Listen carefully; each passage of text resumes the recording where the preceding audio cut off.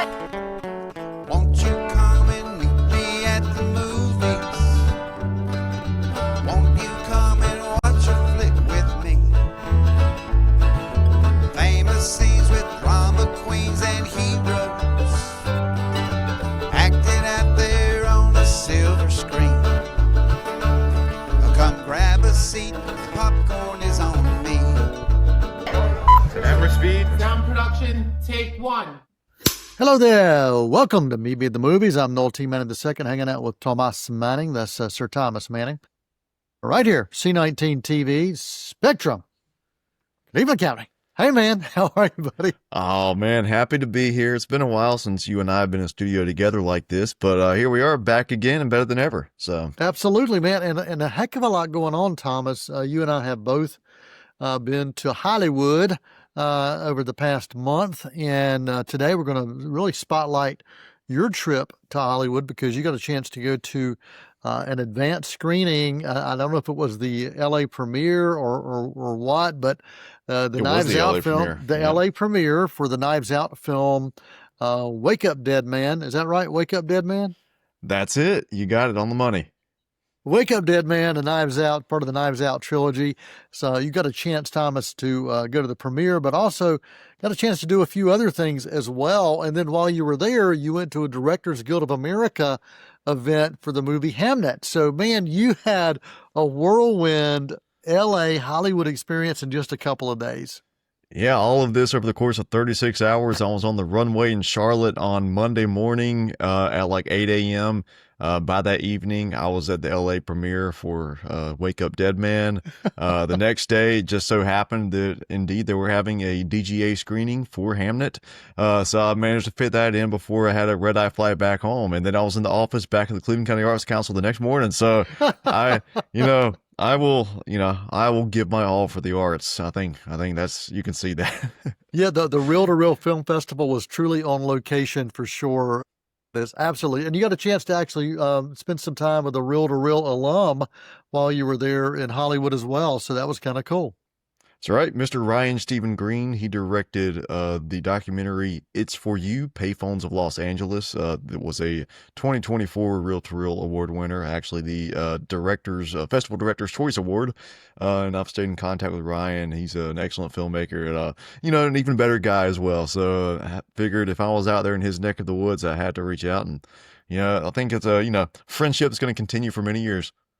Well, awesome. Well, Thomas, we've got a lot to talk about. And do you want to dive in with the review first of Wake Up Dead Man or the experience first? Where would you rather dive in? Yeah. So I guess I'll kind of set the stage with the experience. Just knowing that I got an invite to this that was relatively exclusive. Not many people got a chance to go to the LA premiere, and I did not take that for granted. I knew I was going to make the most of this and just want to, continue to make it known how grateful I am that I get opportunities like this. And you and I, we've said it 100 times, we'll say it 100 more times, the fact that we're from Bowling Springs, North Carolina, and we get a chance to go hang out with Oscar winners and Oscar nominees and people, colleagues of ours who do this every single day for a living. It's just really an incredible privilege. And so I know you had that with Jay Kelly for the premiere of that, and you've had a handful of other premieres over the years, like The Irishman. But this was my first time with an experience of this caliber, and it was kind of my first time out there in LA by myself. So it was all up to me. Sometimes I have trouble navigating around cities and figuring out how to call an Uber. But, if you're going to give me a chance to see a new Knives Out film, then I will make whatever sacrifices for my personal comfort that I have to make. If I'm like, okay, you know what? I'll figure out how to use this Uber voucher. I'll make it work.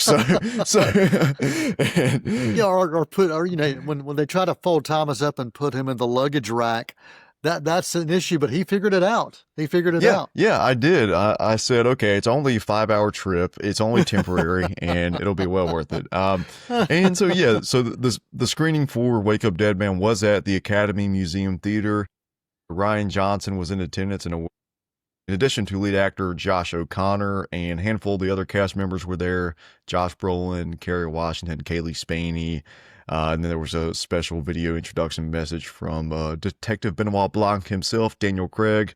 And then, got to talk to Ryan a little bit at the after party as well, which was on the roof of the Academy Museum, which, you get a beautiful view of the Hollywood Hills in the distance lit up in the night. And, I got to go up to Ryan and just, basically what I told him is, thank you for making movies that inspire me to chase whatever I'm chasing in my own life, because I can see that he's chased his love of filmmaking and taking it as far as he can go, and he's going to continue taking that far. And that's kind of inspired me to do that in whatever, whatever area of my life, personally or professionally or creatively. To have that chance to talk to Ryan and just tell that to him directly, that really meant a lot to me. And then, the following morning at the press conference as well, I got a chance to sit there on the front row and ask a question directly to him, that we got a response for, which we'll talk about later on in the show. But, everything about it is just unforgettable. I mean, there's really no other words to say about it. Well, do you want to go ahead and set up that interview quote? Do you want to go ahead and do that now? Talk a little bit about that press conference quote. Yeah, for sure. So one of the things that I'll talk a little bit about more in my review, the cinematography in this film that Rian Johnson is teaming up again with his close friend and collaborator, Steve Yedlin, who they've been friends since they were teenagers. They've worked together on 7 feature films now, even going back to 2005's film Brick, and then all of Ryan's original films after that, and then even took him to the Star Wars universe with The Last Jedi, and now he's still been the DP on all of his Knives Out films. And in this film in particular, the way that the lighting plays with the characters, the way the lighting is kind of a commentary on the theme of darkness and light. There's a lot of spiritual elements to this film, a lot of spiritual elements of darkness versus light, and you see that come in with the cinematography. So, I got to ask Ryan generally about his collaboration with his good friend Steve, and he provided a wonderful answer, which you will hear right here. So, Ryan, you've worked with your cinematographer, Steve Yedlin, on all 7 of your feature films going back to 2005. And this has taken you across multiple original stories, obviously a massive franchise, and now the Knives Out series. So what are some things within Wake Up Dead Man specifically about Steve's work that really had a lasting impression on you? Well, yeah, Steve and I, we've been best friends since we were 17. We met on a student film set. And I think, and it's similar with Nathan Johnson, who's my composer, who's my cousin, I think, who I've been making movies with since I was 10 years old. I feel like oftentimes, like if a director is hiring a cinematographer or a composer, they'll say, okay, it's this type of movie. I want to find this type of DP for it. With Steve, I feel like we can do I feel like we can attempt anything. I don't feel like I'm hiring him to fit in a specific slot. I feel like he's my lifetime collaborator, and we challenge ourselves together as a team by trying to stretch with each film and seeing what we can do that we haven't done before. With this one, the tone of it was a big defining element. The fact that we were going for Gothic, it's much more of a lighting movie than the previous 2, I think. Inside the church, which was a beautiful set that Rick Heinrich, our production designer, built, those light changes, that was the first conversation I had with Steve. I wanted the outside world to invade the inside. I wanted to feel that shift when the sun goes behind a cloud and suddenly the room changes tone for everybody. And so Steve did a ton of prep work, pre-lit the whole thing on this rig so that we could control it like playing music from his laptop. And we timed anytime the sun breaks out behind somebody or the sun goes away, that's all Steve controlling dozens and dozens of lights around the set. And a ton of prep went into that so that in the moment it could feel just organic and kind of the thing that makes me most happy is when a friend asked me, "Did you just got really lucky when the sun came out?" I'm like, "Yes, that's right. We absolutely did." So, Thomas, it's great that you got a chance to do that, and it's great that we get a chance to share that with our viewers and our listeners as well for Meet Me at the Movies. Well, let's dive into this review, Thomas. Let's get your thoughts on Wake Up Dead Man, Knives Out film. Yeah, so I continue to be amazed by the tonal distinction of these films. Now we've had three of them, from Knives Out, which was your kind of cozy autumnal mystery with people who, you're like, oh, that's my uncle right there, that's my cousin right there. I know people like this. And then you take it to Glass Onion, which is this almost satirical drama, satirical comedy, sorry, satirical dramedy. There we go. That's the word I'm looking for. Of the ultra rich and just the top 1%, and the way that they're just so disconnected from the lives of the rest of us. And then you take it to Wake Up Dead Man, which I feel like some of the characters in this, you have kind of a happy medium there. You have some recognizable characters, some people that you feel like you see every day, but then other people that you're like, yeah, there's definitely a kind of a caricature of a certain type of personality, and somebody that you might see on the news, or you might see, you might hear about in not the best light in current events. And so all these stories, they feel like, alternate universes of the same reality in a sense. But they're all thematically intertwined. And you have, as I said, Daniel Craig. He's the only cast member that continues to play the same role across each film as Detective Benoit Blanc, world's greatest detective, not Batman, but the world's greatest detective in this universe. And really, these are films about his journey across the world and seeing how there are these exploitative practices in so many aspects of society. And the powerful feeding off of the vulnerable is something that we see in every area of the world, every area of, in our lives personally, but in, on a much grander scale as well. And I think it's really been fascinating to see the arc of Benoit Blanc over the course of this trilogy at this point. I mean, it's probably going to expand. I would not be surprised if it turns into something beyond a trilogy, but if we just get these three films, I think that's perfect as is. And the character that Benoit Blanc comes in contact this time, that kind of their relationship serves as the emotional core of the film, is Josh O'Connor's character, he's a burdened Catholic priest. He's got a checkered past, and he's really trying to hold on to his convictions and hold on to his faith in the midst of these chaotic circumstances that the world is doing everything it can to make him falter in his faith. And that kind of goes back to what I mentioned with the spiritual forces of light and darkness going against each other.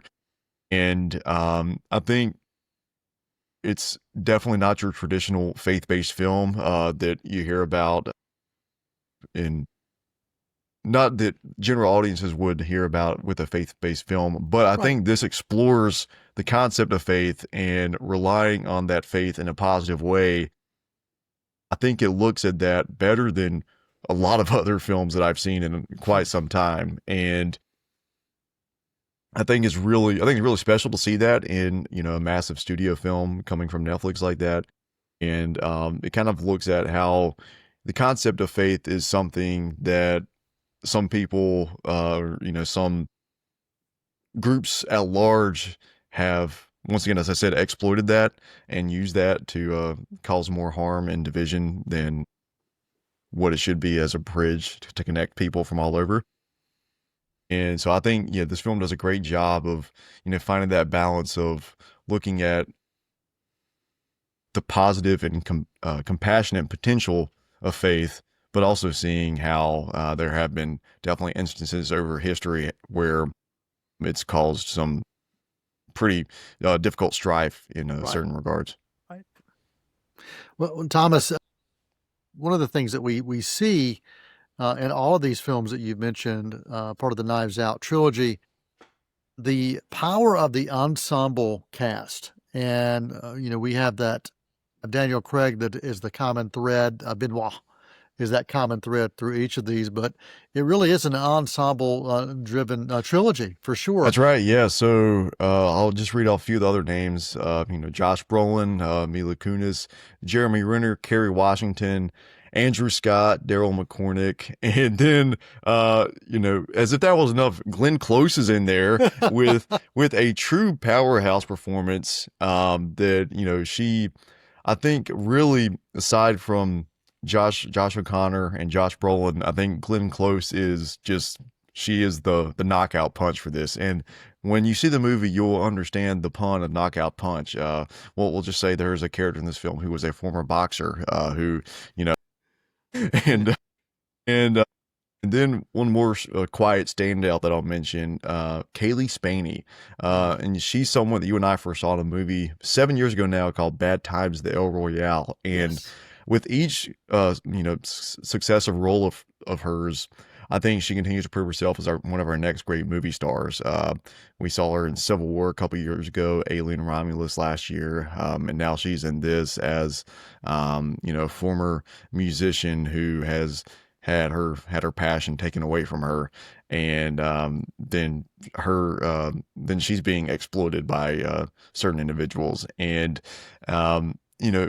it's just one of those films, or one of those series where each individual actor, it feels like they're playing a role that was made specifically for them, which is interesting. When you talk to Rian Johnson, he says that he doesn't write with anybody in mind because he doesn't want to disappoint himself if he's not able to cast that particular actor. So it's just, I guess, the universe just bringing Rian Johnson together with just the right people for just the right roles. And so, yeah, you think with each film, how are they going to continue to build on this and not just make the ensemble cast a gimmick?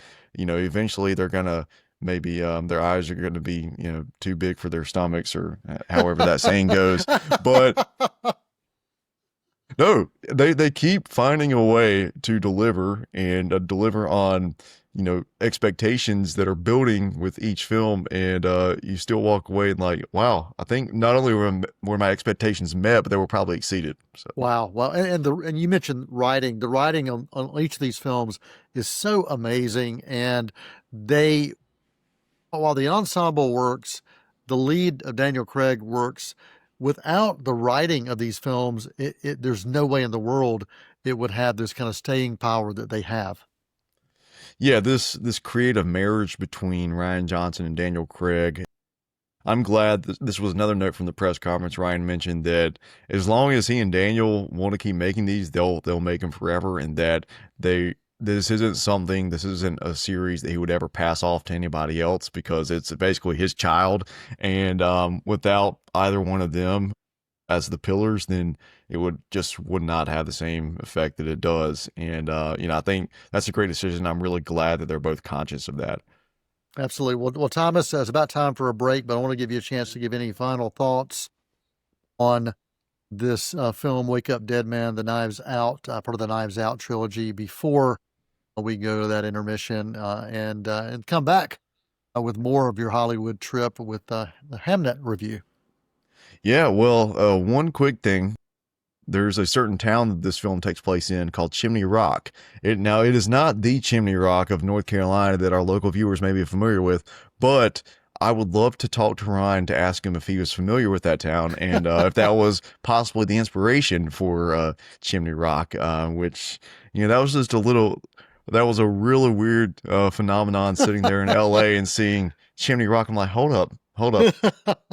Was this for me? Was this made for me? But yes, Wake Up Dead Man, it is one that I will continue to return to many, many times over the years, as I've done with Knives Out and Glass Onion. And whatever Rian Johnson and co does next, I'm all in. So I'm going to give a solid A to Wake Up Dead Man, and not just because of the great experience, but because it was a terrific film as well. Awesome. Solid A for Wake Up Dead Man, a Netflix film that you can definitely find this holiday season. We're going to take a quick intermission. We're going to come back with more right here on Meet Me at the Movies, and talk about Thomas's experience with an Oscar-winning director bringing a film that ties into Hamlet, but it's not called Hamlet. So stick around for more right after this. Won't you come and meet me at the movies? Won't you come and watch a flick?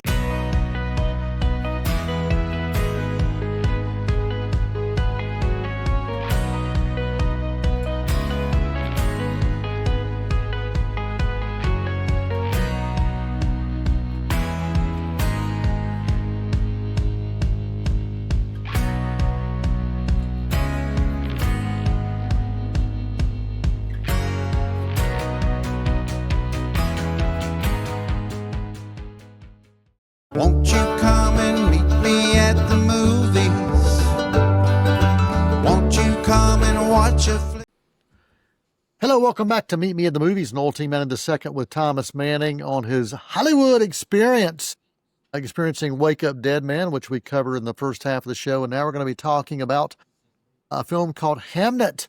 Thomas, you got a chance to go to the Directors Guild of America screening for this, the DGA screening that also had a Q&A. Give me some thoughts on this film, Hamnet, and your experience as well. Yeah, for sure. So, you and I often get invites to screenings in LA or New York that we're not able to make it to. But since I just happened to be there for Wake Up Dead Man, I thought let's look on the calendar, see what else is going on. Well, right down the street there is a DGA screening for Hamnet, which is Chloe Zhao's new film. Of course, the Oscar winner for Nomadland back in 2020. She also directed The Eternals, but this film is, I think, kind of going back to her smaller scale roots, at least compared to The Eternals. And she was there in attendance for this film. Also, the cast: Jesse Buckley, Noah Jupe, friend of the show who you've interviewed, Jacoby Jupe, his younger brother, and Joe Alwyn. And so I went into this movie knowing very little about it, and I actually thought it was an adaptation of Shakespeare's Hamlet. So I pretty much went in blind. So it was not until the third act of the film that I realized it's actually the story of William Shakespeare's interior family life that led to his development and writing of the story of Hamlet. And I honestly think that was the best way to watch this for me personally, just for that major light bulb moment in the last third of the film to be like, oh, okay, that's how we ended up here. That's what led to this. And that's why I was trying to put together, okay, who is because I know the characters of Hamlet decently well, and was trying to figure out where everybody fell into place. And then I realized, it's Shakespeare himself, who was played by Paul Mescal in this regard. And I'll say this movie really kind of looks at the question of why does art exist? And I think many people will give you many different answers to that, but I think really it's so that we can express something beyond ourselves, and so that we can express something or have something expressed to us that is somewhere within our soul, but we can't simply process it just by going through our daily lives. We need it to be reflected in something for us to fully kind of realize its impact. Without art, we'd probably just kind of crumple under the weight of reality. And sometimes I do that even with art. So I can't imagine how it would be without art. But that this movie kind of looks at, that's why Shakespeare became the playwright that he did, because he had so much grief in his family life that he just could not deal with in any other way other than to pour his entire heart into becoming the greatest playwright of all time. And the performances from this, from top to bottom, like, those four main actors that I mentioned, Jesse Buckley, Paul Mescal, Noah Jupe, and Jacoby Jupe, all four of their performances had moments that I thought, okay, this might be the best piece of acting I've seen all year. So, and that's all of them in the same cast, but it doesn't feel like either of them overshadow each other. Wow. They come into the points in the narrative at just the right moments, and their strengths as actors are, I feel like Chloe Zhao manages to get every ounce of strength out of them as performers. And just one thing I want to mention technically about this film, the production design, obviously it's a period piece, and I think everything is so carefully and intentionally crafted without feeling like calculated or artificial. It feels like we're living in the homes of these real people. It feels like we're seeing them encounter all of this turmoil and all this pain, from the villages they're living in, their family homes, even just the way that crumbs on a kitchen table are situated, it just looks like, okay, yeah, we're just looking at somebody living here. And I think that was really, at the end of the day, is how it reached me in the way that it did, was because it just felt so, not, it felt authentic in a way that didn't feel, necessarily created, if that makes sense. It does. It does. Well, Thomas, we're almost out of time. What rating do you want to give Hamnet? I got to give a solid A to Hamnet as well. Between that and Wake Up Dead Man, very productive trip. Awesome. Solid A for Hamnet. And Thomas, any particular nugget that you gained from the press conference afterwards, the Q&A afterwards, that you want to make sure you share? Yeah, so I'll say Jacoby Jupe following in his brother's footsteps, and I think he will have a career just as successful as his brother, who's a few years older than him. And I hope they both have very long careers, and that we both get more from them and more roles from them together, because seeing them interact in the Q&A was a lot of fun. And you can tell they have a very close relationship as well. And so it was a pleasure to see Jacoby Jupe, who is very well media trained for someone as young as he is. He knows exactly what he's doing, and he's really good at talking about his craft as an actor, and he's just an incredibly funny individual as well. So awesome. Thomas Manning, thanks for spending time with us right here on Meet Me at the Movies and giving us your thoughts on Hamnet and also Wake Up Dead Man and your experiences in Hollywood for these two films and these special screenings. Thanks to the Critics' Choice for helping to provide this opportunity, along with Netflix and the DGA as well. For everyone, we do encourage you to send us your email, info@c19.tv. We'll be glad to respond to those. And thanks for spending time with us always. And during awards season, you're going to be hearing a lot more about films just like this on Meet Me at the Movies. For the entire cast and crew, and for Thomas Manning, I'm Noel Manning II, and that is a wrap. Many films to view until we meet again. Next time we see you, we'll gladly fill you in. We'll tell about the happy and the sad ones. We'll talk about the good ones and the bad ones. Many films to view till we meet again.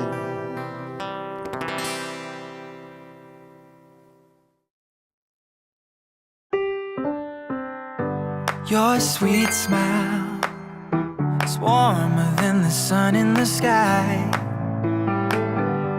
The light in your eyes makes my world come alive. I'm feeling joy, feeling joy. Joy is in the air, alright. I'm feeling joy, feeling joy. Ooh, it's such a beautiful life. I'll be here for you, you'll be there for me. Oh, it feels so good to help somebody. It's nothing but joy. Feeling joy, feeling joy. Joy's upon you and I. I'm feeling joy, feeling joy. Joy makes such a beautiful life. As Cleveland County's premier event facility, LeGrand Center is the ideal location for any event. The LeGrand Center is located 45 minutes west of Charlotte, 45 minutes north of Spartanburg, and just a little over an hour east of Asheville. Whether you're a small business looking for a place for an off-site meeting or a bride looking for that special location for her wedding, LeGrand Center is the perfect place for you.